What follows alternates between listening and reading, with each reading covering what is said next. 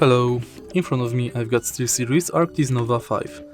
In this video I'll show you how to set it as primary audio device.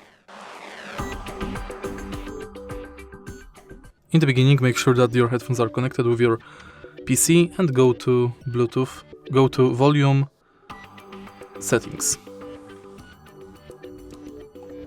Now choose your output device. And now select SteelSeries Sonar or SteelSeries Arctis Nova 5. Sonar device is a special function designed by SteelSeries, which can help you adjust your sound experience for game, chat, media, aux and microphone. This function should automatically turn on whenever you enter game, chat, media, aux or microphone apps. For example, if you enter game, your sonar device should be primary for game. If you enter Zoom or TeamSpeak, it should be primary for chat.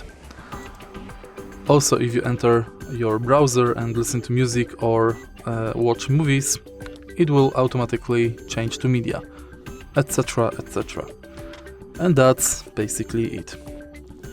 If you find this video helpful, please leave like, comment and subscribe.